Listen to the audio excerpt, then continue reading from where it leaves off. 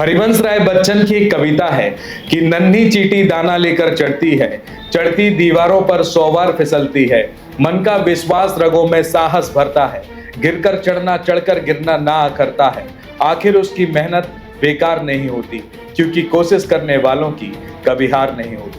नमस्कार, मैं हूं आपके साथ में भूपेंद्र सिंह और आप रिपब्लिक सागर मीडिया के साथ में हैं।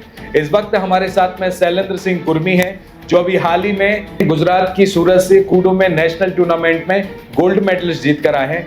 तो शैलेंद्र जी, बहुत बहुत स्वागत है आपका हमारे चैनल पर। थैंक यू सर, आपने मुझे बुलाया। सबसे पहले आप जर्नी बताइए कि आप है ना नेशनल लेवल तक कैसे पहुंचे। Sir it's a long journey, बहुत पुराना नाता है मेरा कूडू से और लंबे समय से खेलता आ रहा हूँ। तो ये तो मैं बस ये मानिए कि मैंने कमबैक किया हुआ है इस गेम में। 2 साल बाद मैं नेशनल टूर्नामेंट खेलने गया था, बट मैंने इस चीज़ की प्रैक्टिस स्टार्ट कर दी थी 2017-18 से।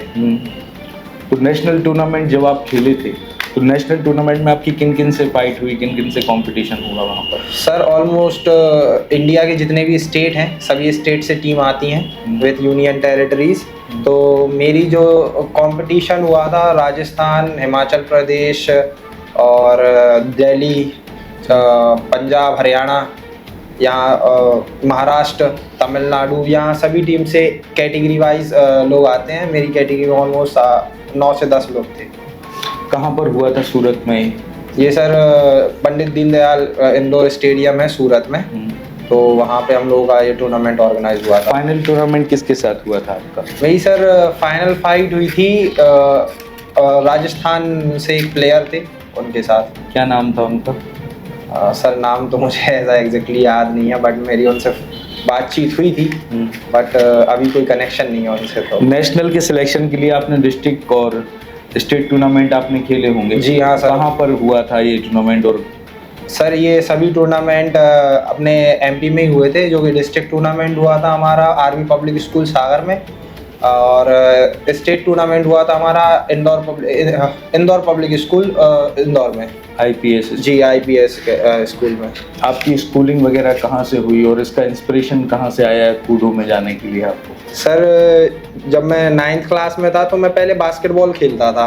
देन हमारे स्कूल में हरिकांत सर आए थे, वहाँ पे न्यू ज्वाइन किया था उन्होंने। तो उन्होंने सेमिनार्स लिए थे। तो मुझे पहले से ही शौक था फाइट्स वगैरह करने का, कराटे मार्शल आर्ट सीखने का, बट उस टाइम पे कोई मेरे को सोर्स नहीं मिला ट्रेनिंग करने का। फिर हरिकांत सर से मैंने बात की, सर मुझे भी सीखना है, सिंसियरली सीखना है। तो फिर उन्होंने ट्रेनिंग देना धीरे धीरे चालू किया। फिर साल 6 महीने बाद उन्होंने मेरे को एक डिस्ट्रिक्ट टूर्नामेंट में उतारा कि एक बार हम आपको टेस्ट करेंगे, आप फाइट करके देखते हैं आप कैसे फाइट करते हो। तो उनके हिसाब से अच्छा परफॉर्म किया था। तो फिर उन्होंने मेरे को स्टेट टूर्नामेंट भी खिलाया, फिर नेशनल टूर्नामेंट भी खिलाया। तो जैसा जैसा परफॉर्मेंस मेरा वो देखते गए, वैसे वैसे वो मुझे आगे पुश करते गए खेलने के लिए। और उन्हीं की हेल्प की वजह से फिर मैंने इंटरनेशनल भी खेल लिया 2023 में।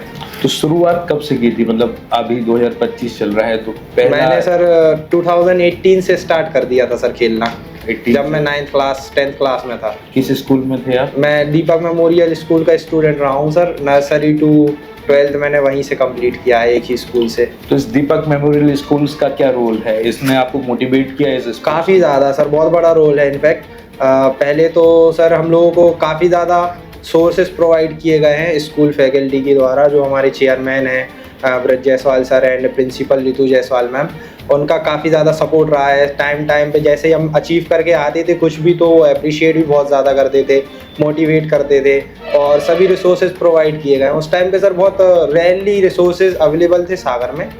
जाइए लाइक प्रैक्टिस के लिए मैट्स वगैरह प्रोवाइड करवाई हैं, किट्स वगैरह जो हमारी किट होती हैं जिसको पहन के हम ट्रेनिंग करते हैं, तो वो भी प्रोवाइड कराया था स्कूल ने। तो सभी चीज़ों का ख्याल रखा है वैसे तो स्कूल ने। फैमिली बैकग्राउंड आपका कैसा है? कैसी फैमिली से आते हैं? फैमिली ने सपोर्ट किया आपको स्पोर्ट्स के लिए?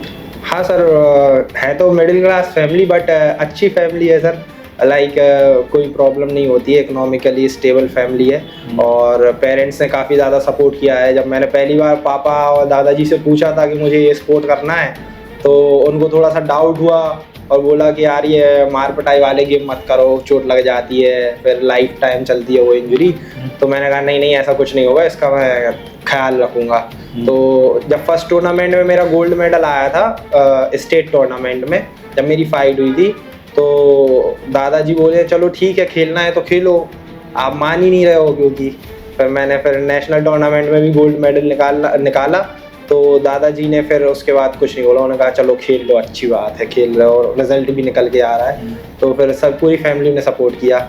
ऑल्दो मेरी फैमिली को ऐसे उस टाइम पे पता नहीं था कि कूडो गेम होता क्या है, और उन्होंने फाइट भी नहीं देखी थी, लेकिन जब फ़ोन से रिकॉर्ड करके उनको दिखाया गया तो थोड़े से चिंता रहती है उनको कि चोट वोट ना लग जाए, बट ऑल्दो बहुत ज़्यादा सपोर्टिव। इसमें डेडिकेटेड और प्रोफेशनली उतरने के लिए कूडो जैसे स्पोर्ट्स में कैसा माइंडसेट आपने किया है सेट? सर इसमें अगर आपको प्रोफेशनली करना है तो सबसे पहले तो आपको गोल बनाना पड़ेगा कि आपको किस गोल मतलब किस लेवल पे जाके परफॉर्म करना है। जैसे मेरा जो गोल है, मेरा इंटरनेशनल में गोल्ड मेडल लाने का गोल है कि मुझे नेशनल टूर्नामेंट में तो परफॉर्म करना ही करना है, बट मैं ट्राई करता हूँ कि मैं इतना अच्छा परफॉर्म करूँ कि जो सिलेक्टर्स होते हैं वो मुझे इंटरनेशनल के लिए सिलेक्ट कर सके। लाइक इंटरनेशनल ट्रायल्स होते हैं तो वहाँ हमको परफॉर्म करना पड़ता है, और प्रीवियस जो हम पहले से फाइट कर रहे हैं वो सारे रिकॉर्ड देखे जाते हैं कि आप पिछले 3 साल में आपका क्या रिकॉर्ड रहा है, कितनी फाइट जीते हो आप नेशनल लेवल पे, कितने हारे हो। उसके बाद आपको इंटरनेशनल में एलिजिबिलिटी मिलती है परफॉर्म करने की, तो वो सारा मेंटेन करके रखना पड़ता है। जिस कूडो में आपने अपना करियर बिल्डअप किया है, नेशनल टूर्नामेंट तक भी कर लिया है, इसमें आपका फ्यूचर कैसे दिखता है और क्या मतलब कूडो का स्टेटस क्या है अभी यहाँ सागर में, स्टेट में और नेशनल लेवल पर? सर अभी कूडो का देखा जाए तो सर अभी सेंट्रल जॉब मिलने लगी है कूडो नेशनल एथलीट्स को, जो नेशनल में परफॉर्म करते हैं, मेडल्स लाते हैं। अभी जैसे हमारे सागर से 2 लोगों को जॉब मिल चुका है। एक मेरे दोनों सभी जो इतने भी पार्टिसिपेंट्स हैं जिनको जॉब मिली है वो सभी हमारे साथ ट्रेनिंग करते हैं। जैसे एक मोहम्मद सोहेल खान है, उनका इनकम टैक्स इंस्पेक्टर बन गए हैं वो मुंबई सर्कल में, और वो भी कूडो के थ्रू ही लगे हैं, स्पोर्ट्स कोटे से ज्वाइन किया है। और एक युवराज सिंह पवार हैं हमारे खास मित्र, उनका भी CGST में एज अ हवलदार पोस्टिंग हुई है हैदराबाद में, अभी रिसेंट इसी 2025 में ही पोस्टिंग हुई है।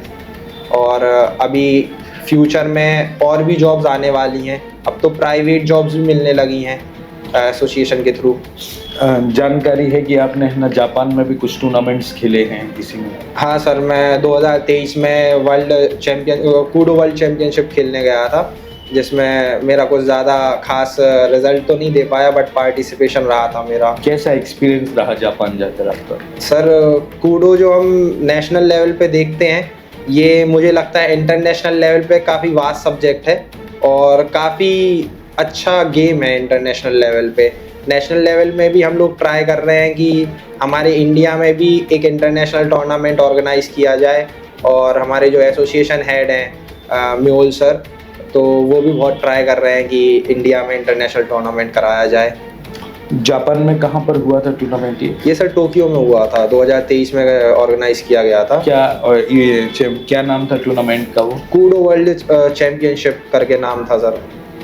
चैंपियनशिप में हाँ। कितने दिन रहे थे आप वहाँ पर? सर अराउंड 6 डेज का टूर था सर जापान का हमारा। आप इस चैनल के माध्यम से ऑडियंस को क्या मैसेज देना चाहते हैं इस फील्ड में रहकर? सर मैं यही देना चाहूँगा, जो न्यू एथलीट्स हैं, जो स्पोर्ट्स में इंटरेस्ट रखते हैं, जो खेलना चाहते हैं, वो कूडो को as a professional game continue कर सकते हैं, ज्वाइन कर सकते हैं, और उसके थ्रू आपको जॉब्स भी मिलना पॉसिबल है, प्लस आप एक इंटरनेशनल एथलीट की इमेज भी कैरी फॉरवर्ड कर सकते हो। अगर आप इंडिया के लिए मेडल लाते हो या नहीं भी लाते हो तो भी हम लोगों को सर बहुत अप्रिशिएशन मिलता है एसोसिएशन की साइड से। हमारा जो फैमिली है सर, जहाँ हम प्रैक्टिस करते हैं वहाँ से, और हमसे जो भी कनेक्टेड लोग हैं सभी बहुत सपोर्ट करते हैं। रिस्पेक्ट भी मिलती है sir as a fighter, as a athlete respect भी काफ़ी मिलती है, प्यार भी लोगों का बहुत मिलता है। तो एक ये अच्छा स्पोर्ट है सर, सपोर्ट मिलता है यहाँ से। ये तो स्पोर्ट्स के बारे में चर्चा हो गई आपसे, इसके अलावा एकेडमिक क्वालिफिकेशन में अभी तक आपने कितना अचीव कर लिया, कहाँ तक किया, क्या पढ़ाई की? सर मैंने BA कंप्लीट कर चुका हूँ, प्लस मेरा आर्किटेक्चरल एंड इंटीरियर डिज़ाइनिंग का सर कोर्स कंप्लीट हो चुका है। आगे फ्यूचर क्या प्लान है आपका, आगे क्या करना है? सर मैं आगे एज एन अपने आप को इंटरनेशनल में इंडिया को गोल्ड मेडल लाना चाहता हूँ और मैं उसके लिए ट्रेनिंग भी कर रहा हूँ अभी। प्लस मैं अपने आप को सर एज एन आर्किटेक्ट और इंटीरियर डिज़ाइनर इंट्रोड्यूस करता हूँ लोगों को प्रोफेशनली। जो आपने इतनी जर्नी की है, जो भी आपने अचीवमेंट किया अपने इस करियर में, आप किस किस को स्पेशल थैंक्स कहना चाहेंगे? सर वैसे मैं सभी को थैंकफुल ग्रीट करता हूँ सर, क्योंकि सभी ने काफ़ी ज़्यादा प्यार और सपोर्ट दिखाया है। स्टार्टिंग में सर जब मैं फर्स्ट हमारे जो कोच थे जो जिनके थ्रू मैंने स्टार्ट किया था कूडो, हरिकांत सर, सबसे पहले तो सर मैं उन्हीं को थैंक बोलना चाहता हूँ, क्योंकि अगर वो ना सिखाते तो शायद मैं नेशनल टूर्नामेंट में गोल्ड नहीं लाता और उसके बाद कंटिन्यू नहीं करता। और उसके बाद सर मैं हमारे जो स्टेट के हेड हैं मोहम्मद एजाज खान सर, उनका भी सर बहुत ज़्यादा योगदान है हमारी जर्नी में। हर जगह उन्होंने सपोर्ट किया है, हर मूवमेंट पे उन्होंने काफ़ी सपोर्ट किया है। एंड देन सर मैं स्कूल का भी बहुत ज़्यादा थैंकफुल हूँ, क्योंकि जब मैं इंटरनेशनल जा रहा था जापान, तो उस टाइम पे सर कुछ फंडिंग्स की ज़रूरत थी। वहाँ पे हमारे जो चेयरमैन सर हैं और रितु मैम हैं प्रिंसिपल मैम, उन्होंने आगे आके सपोर्ट किया था। देन हमारे जो एरिया के एमएलए हैं, विधायक जी हैं जो श्री गोविंद सिंह जी, उन्होंने भी सपोर्ट किया था सर। गोविंद सिंह जी और जो उनके लड़के हैं वो आकाश सिंह राजपूत भैया, तो उन्होंने भी काफ़ी ज़्यादा सपोर्ट किया था उस टाइम पे, मोटिवेट भी किया था, सपोर्ट भी दिखाया है उन्होंने। और उसके बाद सर फैमिलीज़ एंड फ्रेंड्स को काफ़ी ज़्यादा थैंकफुल हूँ मैं उनका, कि उन्होंने हर मोमेंट पे मुझे ये नहीं बोला कि रुक जाओ या नहीं कर सकते। उन्होंने हमेशा सपोर्ट किया, जहाँ मैं डीमोटिवेट होता था वहाँ भी उन्होंने काफ़ी ज़्यादा सपोर्ट किया, मोटिवेट किया। तो ऑल्दो मैं सभी का थैंक्स बोलना चाहूँगा सबको। अभी हमारे साथ में शैलेंद्र सिंह कुर्मी थे, जो अहमदाबाद के सूरत में अभी कूडो नेशनल और इंटरनेशनल टूर्नामेंट खेल कर आए हैं और गोल्ड मेडल भी जीत कर आए हैं। अभी इन्होंने अपने एक्सपीरियंस की तमाम यहाँ पर एक्सपीरियंस आपके साथ में शेयर किए हैं। स्कूल्स को भी इन्होंने स्पेशल थैंक्स किया है और खासकर उस ट्रेनर को किया है जिन्होंने इसकी जर्नी 2018 से शुरू की थी कूडो से। अब देखना यह है कि कूडो जैसे स्पोर्ट्स में इस इंटरव्यू को देखने के बाद किस किस में इंस्पिरेशन जागता है और कैसे इस लाइन में आगे आता है। अभी इनका फिलहाल गोल है कि ये इंटरनेशनल टूर्नामेंट खेलें और इंडिया के लिए गोल्ड मेडलिस्ट लेकर आए। देखते हैं कि इनका सपना कब पूरा होगा और कितनी डेडिकेशन के साथ ये स्पोर्ट्स में काम करेंगे। फिलहाल इस एपिसोड में इतना ही। कैमरामैन अर्पित के साथ भूपेंद्र सिंह, रिपब्लिक सागर मीडिया, सागर, मध्य प्रदेश। सोनालिका ट्रैक्टर्स के अधिकृत dealer Sakshi tractors and Motors में आपका स्वागत है।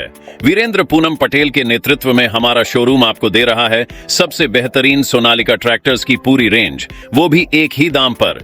क्योंकि अब ट्रैक्टर खरीदना हुआ और भी आसान। आधार कार्ड लाओ और ट्रैक्टर ले जाओ। हमारे दमदार ट्रैक्टर मॉडल्स में हमारी DI series, GT series, Sikandar series, tiger series और वर्ल्ड ट्रैक सीरीज में विभिन्न मॉडल्स उपलब्ध हैं, जो हैं मजबूत एवं टिकाऊ और आपके खेतों का असली हीरो। यानी एक ही दाम के साथ भारी भरकम कामों के लिए सबसे भरोसेमंद साथी। हमारे यहाँ फिक्स रेट की गारंटी है। हर ट्रैक्टर एक ही दाम पर ही उपलब्ध है। इसमें कोई छिपा हुआ शुल्क नहीं, जो देख रहे हैं वही मिलेगा। साथ ही आसान फाइनेंसिंग सुविधा, क्योंकि अब ट्रैक्टर खरीदना हुआ बेहद आसान। आधार कार्ड लाओ और ट्रैक्टर ले जाओ। फाइनेंसिंग की सरल प्रक्रिया, जिससे आपके सपनों का ट्रैक्टर जल्द आपके पास हो। तो फिर देर किस बात की है? आज ही आएं और अपने खेत के लिए सबसे बेहतरीन सोनालिका ट्रैक्टर को चुनें। फिक्स रेट और आसान फाइनेंसिंग सुविधा के साथ। आधार कार्ड लाओ और ट्रैक्टर ले जाओ। प्रोपराइटर वीरेंद्र पूनम पटेल की देखरेख में साक्षी ट्रैक्टर्स एंड मोटर्स ने अपनी उत्कृष्ट सेवा और भरोसे से किसानों का दिल जीता है। ऑथोराइज्ड सर्विस सेंटर के साथ हम आपके ट्रैक्टर की लंबी उम्र और बेहतर प्रदर्शन की गारंटी देते हैं। हमारा पता है साक्षी ट्रैक्टर्स एंड मोटर्स, कृषि मंडी के आगे, खुरई रोड, सागर, मध्य प्रदेश। रिपब्लिक सागर मीडिया को सब्सक्राइब अवश्य करें और आप हमारी आने वाली सभी वीडियो को देखना चाहते हैं तो आपको उसके लिए घंटी जरूर दबानी पड़ेगी, ताकि आपको सभी वीडियो की नोटिफिकेशन समय समय पर मिलती रहे। रिपब्लिक सागर मीडिया पर जो भी वीडियो आएगा वह सच की कसौटी पर कसकर ही आएगा।